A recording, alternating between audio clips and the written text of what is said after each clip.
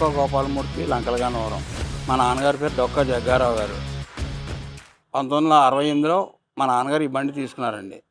ఇది అప్పట్లో England parts ఇక్కడ ఇండియాలో అసెంబ్లింగ్ అయ్యిందని చెప్పి మా నాన్నగారు చెప్పేవారు. అదే మేము చెప్తున్నాం.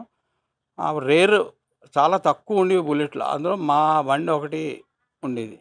ఈ బండి మా నాన్నగారికి ఇప్పటికీ కూడా కొంతమంది బుల్లెట్ జగ్గారావు అని పేరు కూడా ఉండేది అప్పట్లో. ఎక్కువగా ఏ ఊరు వెళ్ళినా చాలా తక్కువ కదండి బుల్లెట్లు ఆ రోజుల్లో. సౌండ్ వస్తుందంటే జగ్గారావు వస్తున్నారని చెప్పి ఒక ల్యాండ్ మార్క్ ఉండేదండి. తర్వాత దీనికి జెట్ హారన్స్ అది వేయించాం. దీనికి చాలామంది అడిగారు మమ్మల్ని ఇమ్మని. 1,50,000 ఇస్తాం అన్నా కూడా మా నాన్నగారు ఆశ నుంచి అలా ఉంచేసాం బండిని సెంటిమెంట్గాను. అప్పటి నుంచి అలా మెయింటైన్ చేస్తున్నాం బండిని. 58 ఏళ్ల క్రితం కొన్న ఈ బండి ఖరీదు ఎంతండి అప్పట్లో? 6,000 అండి. అప్పట్లో 6,000 అండి. భీమవరంలో తీసుకున్నారు. రాగిరెడ్డి వారు అప్పుడు బుల్లెట్ డీలర్స్ అండి భీమవరం, వాళ్ళ దగ్గర తీసుకున్నారు డెలివరీ. మాకు ఇది కొంచెం స్పెషల్ కోటాలో వచ్చింది.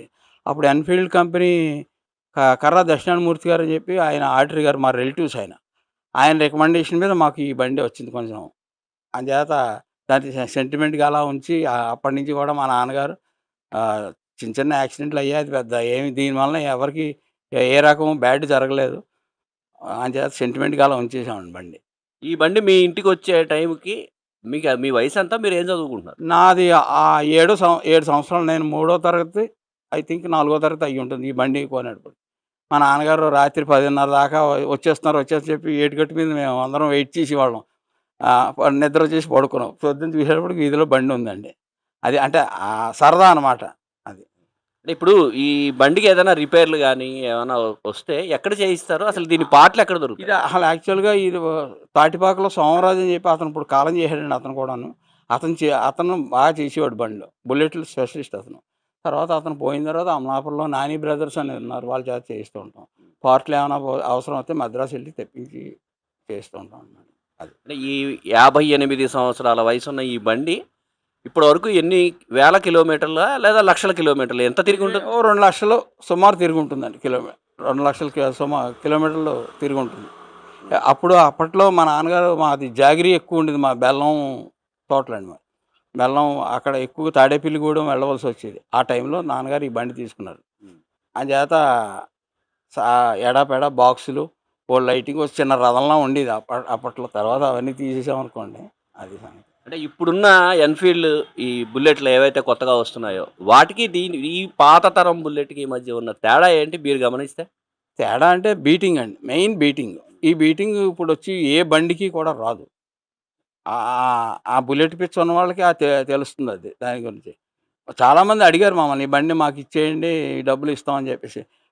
కర్ణాటకలో అయితే ఒక కానిస్టేబుల్ 1,50,000 అడిగాడు. మా లాస్ట్ బ్రదర్ ఉండేవాడు అక్కడ. వాడు పట్టుకెళ్ళాడు సరదాగా తొక్కుకుంటాను. ఇవ్వను, మా నాన్నగారు సెంటిమెంట్ బండి ఇది అని చెప్పేసి మళ్ళీ మేము బ్యాగ్ తీసుకొచ్చామండి.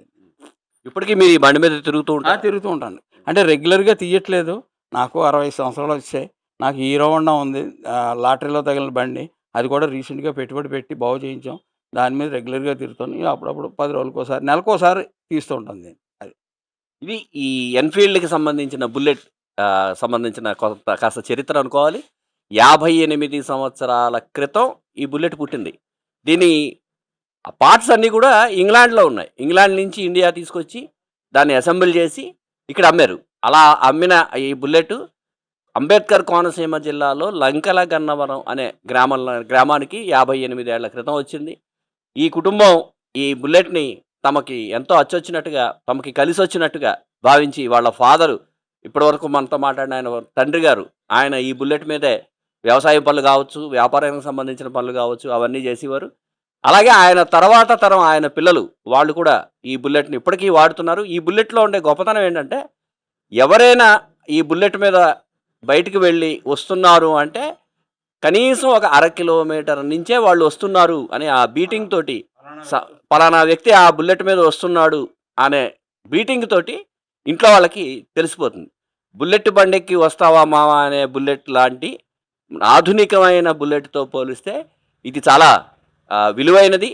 అలాగే ఈ బుల్లెట్కి కుటుంబపరమైన సంబంధం కూడా ఉంది. ఇది మా ఇంట్లో ఒక వాహనంలా కాకుండా మా ఇంట్లో ఒక మనిషిలా కలిసిపోతుంది అని చెప్తున్నారు. ఇది ఈ బుల్లెట్కు ఉన్న విశేషం. అలాగే మనం చూస్తే ఈ బుల్లెట్కి ఈ పార్ట్స్ అన్ని పార్ట్స్ని కూడా జెట్ హారన్ తోటి అన్ని పార్ట్స్ కూడా కొత్తగా తయారు చేయించినట్టుగా, కొత్తగా చేసినట్టుగా నిరంతరం నీట్గా తుడుచుకుని, నీట్గా వాడుకుని, ఎక్కడ ఎలాంటి ఇబ్బంది లేకుండా, ఎక్కడ చిన్న స్క్రాచ్లు అనేది కూడా పడకుండా నీట్గా వాడుకుంటున్నారు. అలాగే టైర్లకు సంబంధించిన కూడా ఎక్కడ ఏమాత్రం ఇబ్బంది వచ్చినా వాటిని చెన్నై నుంచే తీసుకొచ్చి వాడుతున్నా అంటున్నారు. అలాగే ఈ మనం నెంబర్ ప్లేట్ చూస్తే అది ఏపీపీ 8044 ఈ నెంబరు. అంటే ఏపీపీ అనేది 1960లు 65, 68 ఆ టైంలో బహుశా అప్పుడు రవాణా వాళ్ళు ఇచ్చిన నెంబర్లు అయి ఉంటాయి. దీని మీద అలాగే వీళ్ళ ఫాదర్ పేరు డొక్కా జనార్దన్ రావు గారు, జగ్గారావు గారు, ఆయన పేరు కూడా వీళ్ళు పెట్టుకున్నారు. దీన్ని కేవలం వాహనంలా కాకుండా తమ ఇంట్లో మనిషిలాగా ఇప్పటికీ చూస్తున్నాము అని చెప్తున్నారు. ఇది 58 సంవత్సరాల వయసున్న ఈ బుల్లెట్కి సంబంధించిన చరిత్ర. నిజంగా ప్రస్తుతం ఉన్నటువంటి సమాజం దేనికి ప్రయారిటీ ఇస్తుంది? ఆర్థిక సంబంధాల చుట్టూ మాత్రమే తిరుగుతుంది. మళ్ళీ ఎన్నికలంగానే చాలా విరక్తి కలుగుతాం.